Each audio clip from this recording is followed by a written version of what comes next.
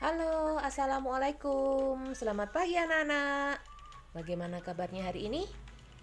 Semoga semuanya selalu sehat dan tetap semangat. Oke anak-anak, kali ini kita akan belajar tentang termokimia, bagian reaksi eksoterm dan reaksi endoterm. Sudah siap anak-anak? Oke. Termokimia.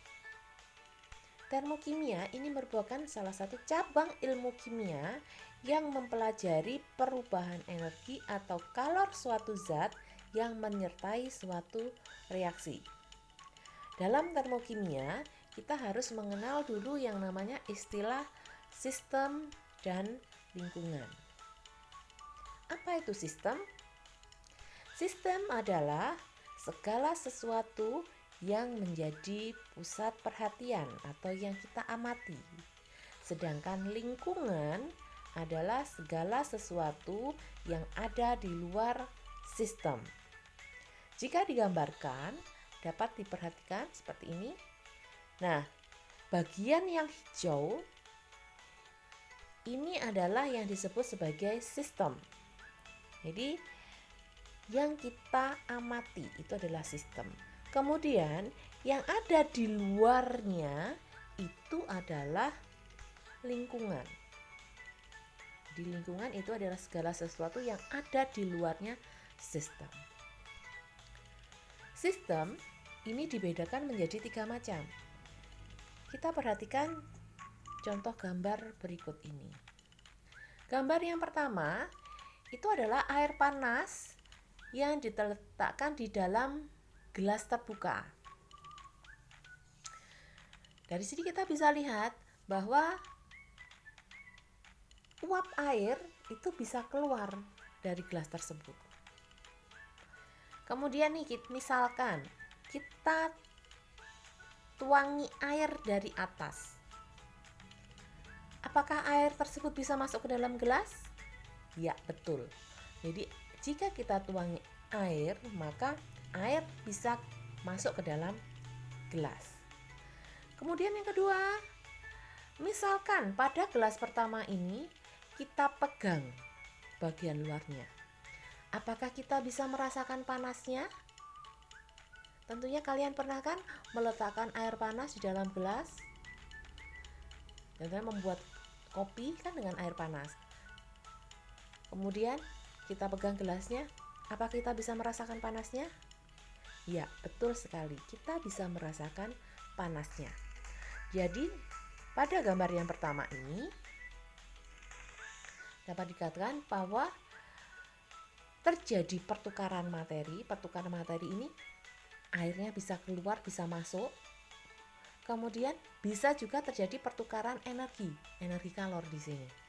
Jadi kita bisa merasakan panasnya air yang ada di dalam itu hanya dengan memegang bagian luar dari gelas. Nah, sistem yang seperti ini itu disebut sebagai sistem terbuka. Untuk gambar yang kedua, di sini sama air panas yang dimasukkan ke dalam gelas, tapi gelasnya ditutup. Nah, bisa kalian bayangkan kan? Kalau dituangi air dari atas, apakah air bisa masuk ke dalamnya? Ya, tidak bisa karena ini gelasnya ditutup. Tapi jika kita memegang bagian luar dari gelas tersebut, apakah kita masih bisa merasakan panasnya? Ya, kita masih bisa merasakan panasnya air yang ada di dalam itu hanya dengan memegang bagian luar dari gelas. Jadi, dari gambar yang kedua ini terjadi pertukaran energi, tapi tidak terjadi pertukaran materi. Nah, sistem yang seperti ini disebut sebagai sistem tertutup. Untuk gambar yang ketiga, kalian tahu gambar apa ini? Ya, ini adalah gambar termos. Nah, misalkan air panas tadi dimasukkan ke dalam termos, kemudian ditutup rapat, apakah dapat terjadi pertukaran materi? Ya, tidak bisa ya. Uap air tidak bisa keluar, kemudian kalau dituang air dari atas juga airnya tidak bisa keluar. Kemudian misalkan kita pegang bagian luar dari termos, apakah kita bisa merasakan panasnya air yang di dalamnya? Ya, kita tidak bisa merasakan panas dari air yang ada di dalamnya hanya dengan memegang bagian luar dari termos tersebut. Nah, jadi pada termos ini tidak terjadi pertukaran materi dan tidak terjadi pertukaran energi. Sistem seperti ini yang disebut sebagai sistem terisolasi. Jadi ada 3 jenis sistem: sistem terbuka, sistem tertutup, dan sistem terisolasi. Paham ya anak-anak? Oke, kita lanjutkan. Sekarang reaksi eksoterm dan reaksi endoterm. Jadi di sini berdasarkan pertukaran energi atau kalor pada suatu reaksi, ini reaksi dibedakan menjadi 2 macam. Ada reaksi eksoterm dan reaksi endoterm. Nah, yang pertama, jika sistem itu melepaskan kalor ke lingkungan, maka reaksi ini disebut sebagai reaksi eksoterm. X keluar. Artinya kalor keluar dari sistem menuju lingkungan. Sedangkan sebaliknya, jika kalor itu diserap oleh sistem, jadi kalor dari lingkungan diserap oleh sistem, maka reaksi yang seperti ini disebut reaksi endoterm. Jadi exo itu sistem melepaskan kalor, kalau endoterm itu sistem menyerap kalor. Sekarang kita berbicara tentang perubahan entalpi. Perubahan entalpi dilambangkan dengan delta H. Entalpi atau H itu adalah energi yang terkandung di dalam suatu sistem atau zat. Entalpi suatu sistem itu tidak dapat diukur. Yang dapat diukur adalah perubahan entalpi yang menyertai perubahan zat. Nah, perubahan entalpi atau delta H itu dirumuskan dengan cara menghitung H produk atau entalpi produknya dikurangi dengan entalpi reaktan. Di sini nanti berlaku hukum kekalan energi yang berbunyi energi tidak dapat diciptakan maupun dimusnahkan, tetapi bisa berubah bentuk menjadi energi yang lain. Nah, mungkin kalian di fisika sudah pernah mendengar ya hukum kekekalan energi ini. Nah, berikutnya kita bahas tentang reaksi eksoterm. Reaksi eksoterm itu adalah reaksi yang membebaskan kalor. Siapa yang membebaskan? Sistemnya. Sistem membebaskan kalor ke lingkungan. Oleh karenanya, entalpi sistem itu akan berkurang karena kan dibebaskan ke lingkungan tadi. Nah, akibatnya entalpi produk itu lebih kecil dari entalpi reaktan. Jadi kalau dihitung delta H-nya, delta H itu sama dengan H produk dikurangi H reaktan. Hasilnya nanti akan bertanda negatif atau kurang dari 0. Nah, jika dipegang, jadi kalau kita memegang, misalkan kita mereaksikan suatu zat dalam tabung reaksi. Nah, zat yang kita reaksikan itu adalah sistemnya. Kemudian yang ada di luar tabung reaksi itu adalah lingkungannya. Jadi kalau kita memegang tabung reaksinya, reaksi eksoterm itu ditandai dengan jika dipegang kita akan merasakan panas. Nah, di sini terjadi kenaikan suhu.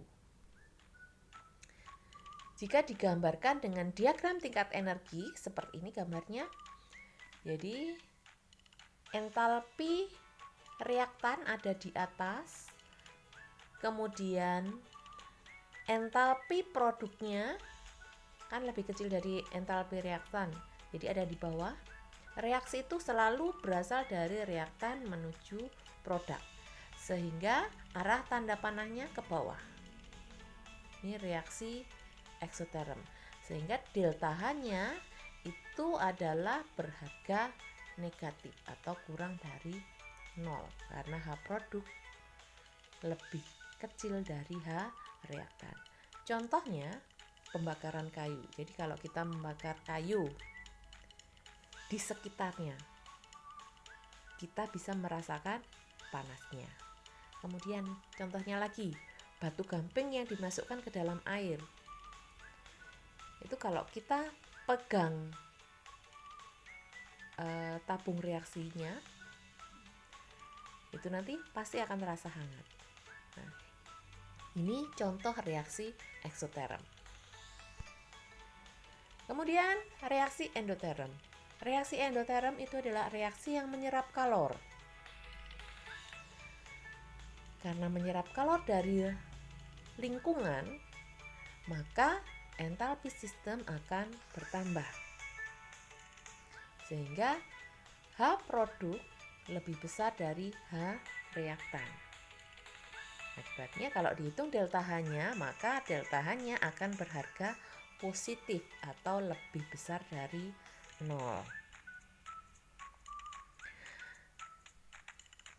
Nah, ini cirinya lagi. Kalau sesuai praktek, kalau dipraktekkan, reaksi endoterm itu dicirikan dengan jika dipegang, maka kita akan merasakan dingin. Jadi terjadi penurunan suhu. Kalau digambarkan diagram tingkat energinya seperti ini, menjadi entalpi reaktan ada di bawah, kemudian entalpi produknya ada di atas karena H produk lebih besar dari H reaktan untuk reaksi endoterm. Sehingga kalau dihitung delta H-nya, maka akan berharga positif atau lebih besar dari 0. Contohnya, es mencair. Es mencair itu kan membutuhkan kalor. Jadi kalau ada panas, maka es itu akan mencair. Nah, kalau kita pegang, jadi misalkan es mencair itu di dalam tabung reaksi gitu, tabung reaksinya kita pegang, maka kita akan merasakan dingin.